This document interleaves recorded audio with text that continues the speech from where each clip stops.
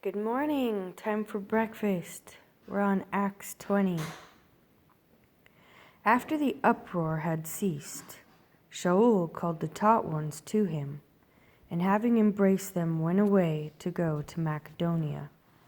And having gone through those parts, and having encouraged them with many words, he came to Greece, where he spent 3 months. When he was about to sail to Syria, he decided to return through Macedonia, as a plot was made against him by the Yehudim. And he was accompanied by Sopater of Berea, and Aristarchus, and Secundos of the Thessalonians, and Gaius of Derbe, and Timotheus, and Tychicus, and Trophimus of Asia. And these going ahead waited for us at Troas. And we sailed away from Philippi after the days of unleavened bread, and came to them at Troas in 5 days, where we stayed 7 days. And on day 1 of the week, the taught ones, having gathered together to break bread, Shaul, intending to depart the next day, was reasoning with them, and was extending the word till midnight. And there were many lamps in the upper room where they were assembled. And a certain young man, by name Eutychus, was sitting in a window, being overpowered by a deep sleep. As Shaul kept on reasoning, he was overcome by sleep, and fell down from the 3rd story, and was picked up dead.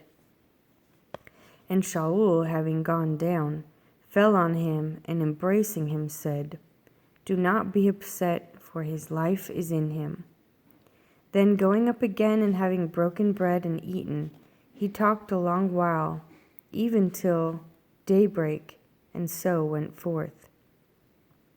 And they brought the young man in alive, and were encouraged not a little. And we, going ahead to the ship, sailed to Assos, intending to take Shaul on board there. So he had arranged, intending himself to go on foot. And when he met us at Assos, we took him on board and came to Mytilene. And from there we sailed, and the next day came opposite Chios. And the next day we arrived at Samos, and remained at Trogulion. And the following day we came to Miletos. For Shaul had decided to sail past Ephesus, so that we might lose no time in Asia. For he was hurrying to be at Jerusalem, if possible, on the day of the festival of Shavuot. And from Miletos he sent to Ephesus, and called for the elders of the assembly. And when they had come to him, he said to them, "You know, from the first day that I came to Asia, how I was with you all the time, serving the Master with all humility, with many tears and trials, which befall me by the plotting of the Yehudim. As I kept back no matter that was profitable, but proclaiming it to you, and taught you publicly and from house to house, witnessing to Yehudim and also to Greeks, repentance toward Elohim, and belief in our Master Yeshua Messiah.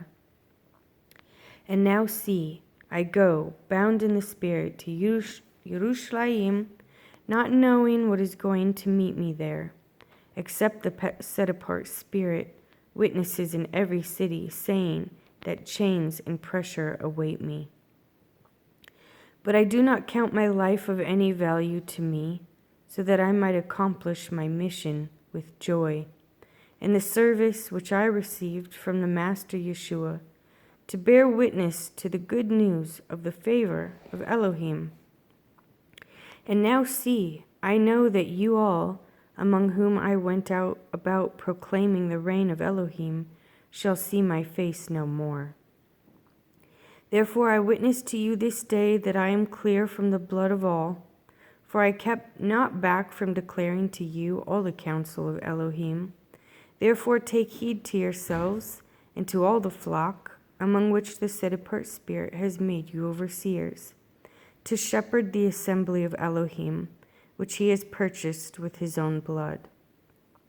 For I know this, that after my departure, savage wolves shall come in among you, not sparing the flock. Also from among yourselves men shall arise, speaking distorted teachings, to draw away the taught ones after themselves. Therefore watch, remembering that for 3 years, night and day, I did not cease to warn each one with tears. And now, brothers, I commit you to Elohim and to the word of his favor, which is able to build you up and give you an inheritance among all those having been set apart.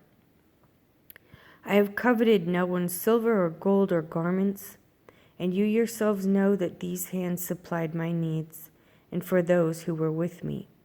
All this I did show you, by laboring like this, that you ought to help the weak. And remember the words of the Master, Yeshua, that he said, "It is more blessed to give than to receive." And having said this, he knelt down and prayed with them all. And there was much weeping among them all. And falling on Shaul's neck, they kissed him, distressed not of all because of the word which he had said, that they would see his face no more. And they went with him to the ship.